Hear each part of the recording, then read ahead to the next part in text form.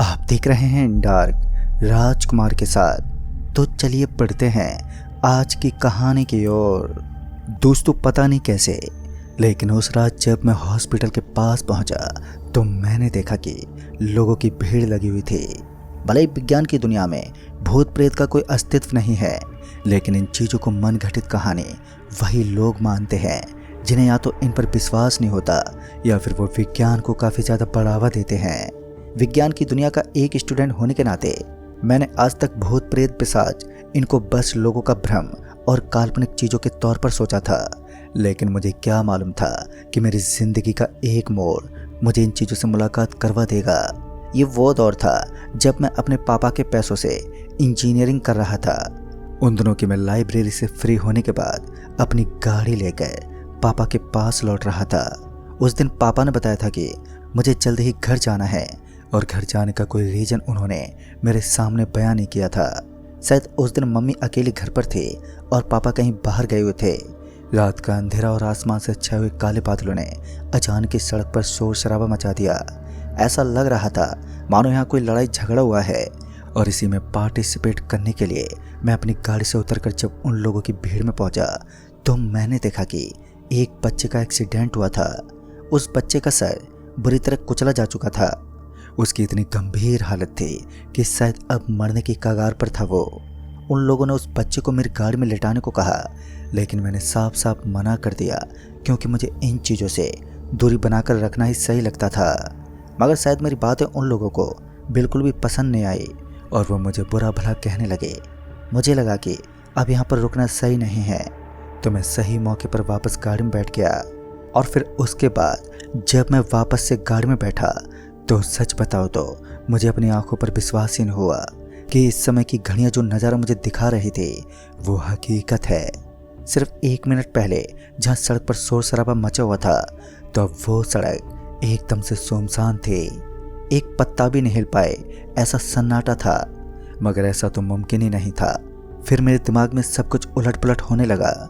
उसी समय मैंने गाड़ी स्टार्ट की और गाड़ी को तेज़ रफ्तार से निकालते हुए वहाँ से निकल गया। लेकिन इस चीज़ ने मुझे बहुत ही बुरी तरह से हैरान कर दिया था। आज मैंने वो दृश्य देखा था जिस पर यकीन करना सच में बहुत ही मुश्किल होता है। खैर, अब जो हो चुका था उसका मुझे कोई दुख नहीं था। अब जो मेरे साथ आगे हो वो ही सही हो। अब बार बार उस बच्चे की तस्वीर मेरे दिमाग में फैल रही थी, उसका वो फटा हुआ सर और उस सड़क पर फैला हुआ उसके मांस के चिथड़े। मैं इस बात को टालने की कोशिश में था, लेकिन शायद आज मेरे दिमाग को ये सब मंजूर ही नहीं था। इतने में ही मेरी गाड़ी का एक पहिया एकदम से फट गया।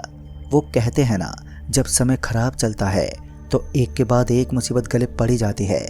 एक बार फिर मुझे ऐसा लगा कि मेरी गाड़ी के अंदर कोई बैठा है जिसने बहुत धीरे से दरवाज़ा खोला है। दरवाज़ा धीमी गति से खोला तो मैं ठीक से नहीं देख पाया, लेकिन जब तक मैं पीछे मुड़ा तो गाड़ी का पीछे वाला फाटक अभी भी खुला हुआ था। फिर मैं आवाज़ देते हुए सिर्फ हवा से बातें करने लगा, कौन है भाई वहाँ पर? लेकिन सामने से कोई आवाज़ ही नहीं आई। इस छोटे से हादसे ने मुझे ये समझने पर मजबूर कर दिया था कि प्रेत जैसी कुछ चीज़ें भी इस दुनिया में होती हैं। बाहर की तरफ तेज हवा चल रही थी और आसमान में हल्का पीला रंग छाया हुआ था, जिससे ये साफ था और बहुत ही जल्द यहाँ पर आंधी आने वाली है। और इन दोनों आंधी बारिश का आना एक लाजमी सी बात थी। आंधी का तो पता नहीं, लेकिन जब मैं अपनी गाड़ी से नीचे उतरा तो गाड़ी का अगला टायर सड़क से एकदम चिपका हुआ था, यानी बहुत बुरी तरह से पंक्चर हुआ था। मुझे गाड़ी के टायर की चिंता नहीं थी, चिंता तो इस बात की थी कि कहीं इस सड़क पर भी मुझे कोई खौफनाक स्थान देखने को ना मिल जाए, वरना आज मैं जिंदा ही नहीं बचूंगा। मैंने अपने दोस्त भाविश को फ़ोन किया तो उसने बताया कि अभी वो अपने घर पर नहीं है, वो कोई काम से बाहर गया है। और मैं भी काफ़ी जनों को फ़ोन करता रहा, लेकिन मुसीबत की इस घड़ी में ऐसा कोई भी शख्स नहीं था जो मुझे सहायता दे सके या फिर यूँ कहें कि कोई मेरी मदद कर सके। फिर थकार कर मुझे ही अपनी गाड़ी का टायर चेंज करने के लिए गाड़ी के अंदर रखा हुआ जैक निकालना पड़ा और उस जैक को लेकर मैं गाड़ी के नीचे लगाने लगा। आज से पहले मैंने कभी भी अपनी गाड़ी का टायर बदला नहीं था। कोशिश करते हुए मैं अपनी गाड़ी के टायर को चेंज तो कर रहा था, लेकिन मैं नहीं कर पाया।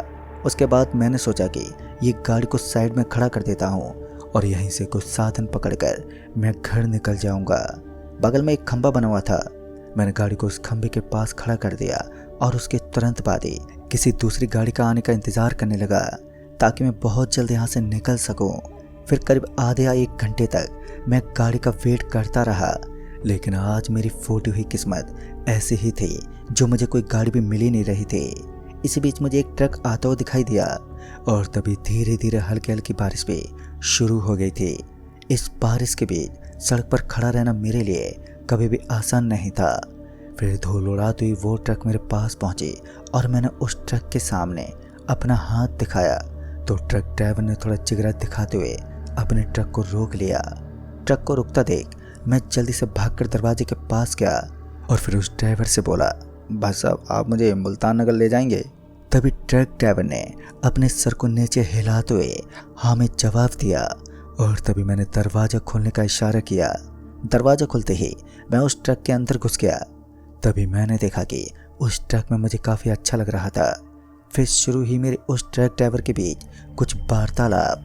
बात करते हुए उस अनुभवी ड्राइवर ने बताया कि जिस रास्ते से तुम सफ़र कर रहे हो अमूमन रात के समय में वहाँ से गाड़ियाँ बहुत कम गुजरती हैं और कुछ लोग मानते हैं कि उस भयानक जगह से गुजरते वक्त लोगों के हाथ पैर फूल जाते हैं। वहाँ से लोग कम सफ़र करते हैं क्योंकि रात में प्रेत आत्माओं का साया इस सड़क पर सर चढ़कर बोलता है। दोस्तों इन सब बातों को बहुत गौर से सुनने के बाद मैंने भी उस ट्रक ड्राइवर को अपने साथ हुए एक हादसे के बारे में बताया तो उसने कहा कि अगर तुम उस बच्चे को अपनी गाड़ी के अंदर बैठा लेते तो तुम आज मेरी ट्रक में बैठने के लायक भी नहीं होते और तुम्हारी लाश को इस सड़क के पास मौजूद एक कब्रिस्तान के अंदर दफना दिया जाता। लेकिन मुझे क्या पता था कि अभी मैंने जिस दौर को देखा है वो सिर्फ शुरू हुआ था, रास्ता तो पूरा बाकी पड़ा था। इतनी रात को मैंने आज से पहले कभी भी सफ़र नहीं किया था और ख़ास करके ट्रक ड्राइवर के साथ। अब घनी रात हो गई थी। ट्रक ड्राइवर ने कहा, अब अपनी आंखें बंद करके चुपचाप बैठ जाना क्योंकि अब जो सड़क के सामने दिखाई देगा वो सिर्फ तुम्हारी आंखों का धोखा होगा। पहले तो मैंने अपनी आंखें बंद नहीं की, लेकिन फिर मुझे सड़क के बीच में कोई चीज़ इधर से उधर खिसकती हुई नजर आई और ठीक से देखने पर पता चल रहा था कि वो कोई इंसान था और उस इंसान की हरकतें देखकर ऐसा लग रहा था मानो किसी चीज़ के खातिर वो तड़प रहा है। ट्रक ड्राइवर ने उसके ऊपर थोड़ा बहुत भी रहम नहीं किया और ट्रक को उसके ऊपर से निकाल दिया। फिर मैं थोड़ा हैरानी के साथ ट्रक ड्राइवर पर गुस्सा करते हुए बोला, अरे पागल हो क्या, तुमने उस इंसान को नहीं देखा? फिर उस ट्रक ड्राइवर ने मुझे एक बार अपने पीछे पलट कर देखने को कहा और उसके बाद जब मैं पीछे मुड़ा तो मैंने देखा कि वो इंसान अभी भी उसी तरह रेंग रहा था और इधर से उधर लोटपोट होने की वजह से उस इंसान में खलबली मची हुई थी। ताजुब की बात तो ये थी कि उसके सर की जगह मुझे एक गहरा सा गड्ढा दिखाई दे रहा था। मुझे समझते हुए ज़्यादा वक्त नहीं लगा कि ये इस भूतिया रोड का कमाल है और अभी मैंने जो देखा था वो एक सनी हुई शुरुआत थी। पूरा सफ़र तो अभी बाकी था और इतने में मेरे फ़ोन की घंटी बजने लगी। मुझे पता चला कि मेरे फ़ोन पर पुलिस वालों ने फ़ोन किया था। दरअसल जब उन्होंने मेरी गाड़ी पर मेरा नंबर देखा तो उन्होंने मुझे ही सबसे पहले कॉल किया। मैंने उन्हें सारी बात बताई और अब जाकर मुझे कोई परवाह नहीं थी क्योंकि अब मेरी गाड़ी पुलिस की निगरानी में थी। अब पुलिस ने मेरी गाड़ी को वहाँ से निकालने की कोई योजना तो बना ही ली होगी और यही सोचकर मैं खुद के अंदर खुशी होने लगा। उस वक्त मुझे लगा कि अब मेरी गाड़ी को कोई नुकसान नहीं पहुँचा पाएगा क्योंकि खुद पुलिस वहाँ पर निगरानी रख रही है। फिर एक बार उस ट्रक ड्राइवर ने कहा, अभी तुमने जो देखा है वो तुम्हारी आंखों का धोखा था, लेकिन अब जो तुम देखोगे एक हकीकत होगी और याद रहे तुम्हें बिल्कुल भी डरना नहीं है। अब तक तुमने जिस बच्चे को देखा था वो एक मासूम प्रेत था, लेकिन अब जो तुम देखोगे वो एक हकीकत होगी। याद रहे तुम्हें ट्रक से नीचे उतरकर भागना है और तब तक मत रुकना जब तक कि तुम्हारे समक्ष कोई बड़ा सा होटल दिखाई ना दे, और जैसे ही तुम्हें होटल दिख जाए तो चुपचाप उसके अंदर घुस जाना क्योंकि यहाँ से तुम्हारे गांव का जो रास्ता जाता है वो तो इस रास्ते से भी कहीं ज़्यादा भयानक है। तो याद रहे गलती से भी तुम्हें अपने रास्ते को नहीं छोड़ना, चाहे इसके लिए तुम्हें उस रास्ते पर कोई चुड़ैली क्यों ना दिख जाए। मैं उस ड्राइवर से विनती करते हुए बोला, भाई साहब अगर आपको कोई तकलीफ़ ना हो तो मुझे आप मेरे गाँव तक छोड़ दीजिए, बदले में आपको पैसे दे दूँगा। लेकिन उस ट्रक ड्राइवर ने मुझे ऐसा करने से साफ साफ मना कर दिया क्योंकि उसने कहा, मैं अपनी ज़िंदगी को जोखिम में नहीं डाल सकता और तुम्हारे रास्ते पर बहुत ज़्यादा खतरा है। उस ड्राइवर की बातों में कितनी सच्चाई थी और कितना झूठ ये तो मुझे नहीं पता, लेकिन अब तक जो दृश्य मैंने देखे थे वो उस ट्रक ड्राइवर के मुताबिक एकदम सही थे। अंधेरी छांव को चीरती हुई हमारी ट्रक एक बार फिर एक पेट्रोल पंप के पास पहुंची और उस पेट्रोल पंप के पास से ही मेरे गांव का रास्ता गुजर रहा था, जो यहाँ से सिर्फ आधा किलोमीटर दूर था। इस आधे किलोमीटर में कुछ ऐसे राज दबे हुए थे जिनको आज मैं जानने वाला था। मेरा पहला कदम उस सन्नाटे को तोड़ने की नाकाम कोशिश कर रहा था, लेकिन सब कुछ खामोश था। फिर अचानक ही मैंने देखा कि एक झाड़ी के पास सफ़ेद कपड़ों में खड़ा एक आदमी नजर आ रहा था। फिर जैसे ही मैं उस आदमी के पास गया तो उसने मुझे प्यार से समझाते हुए कहा, आज तो तुम यहाँ से गुजर गए, लेकिन याद रहे आइंदा मुझे कभी भी इस रास्ते पर इतनी रात को दिखने नहीं चाहिए। और हाँ, अभी आराम से जाना, आगे बहुत कुछ हो सकता है। और इतना कहने के बाद मैं उस आदमी से आगे निकल गया, लेकिन अब मुझे एहसास हो रहा था कि वो आदमी उस जगह पर नहीं है जहाँ पर कुछ देर पहले मुझे वो खड़ा दिखाई दे रहा था। फिर अचानक ही मेरी नज़र मेरे अगल बगल में मौजूद लंबे लंबे पेड़ों पर गई तो मेरी आंखें फटी की फटी रह गई। मैंने देखा कि सारे पेड़ पौधों पर बहुत सारे आदमी फांसी खाकर लटके हुए थे। भूत प्रेत को ना मानने वाला बंदा आज खुद इन चीज़ों के बीच फंसा हुआ था। और उन्हें देखते ही मैं दुम दबाकर भागने लगा और तब तक नहीं रुका जब तक कि मैं उस रास्ते को काट नहीं देता। लेकिन फिर मुझे ऐसा लगने लगा मानो एक पलटन लगातार मेरे पीछे भागे जा रही है। और इस बार जब मैं पीछे मुड़ा तो हाथ पर कटे हुए काफ़ी सारे भूत मेरे पीछे पीछे भाग रहे थे। तब मैंने अपनी स्पीड को और बढ़ा दिया और उस रास्ते में मिट्टी उड़ने लगी और उसके बाद मैं किसी तरह अपने घर पहुंच गया। दोस्तों, मेरा पूरा बदन अब भागते हुए मेरा पूरा बदन पसीने से भीग गया था और घर जाकर मैं बहुत ज़्यादा बीमार हुआ। तभी सारे घर वालों को मैंने पूरी बात बताई तो मेरे घर वालों ने एक तांत्रिक से मेरा इलाज करवाया। और दोस्तों, आज उस घटना को काफ़ी साल बीत चुके हैं, लेकिन आज मैं अंधेरी रातों को चीरने वाला काम बंद कर चुका हूँ। फिर उसके बाद मुझे करीब 1 महीने तक तेज बुखार रहा और मैं अधमरा हो चुका था। लेकिन भगवान की मर्जी से आज तक मैं सही सलामत हूँ और एक अच्छे परिवार के साथ अपनी ज़िंदगी बिता रहा हूँ।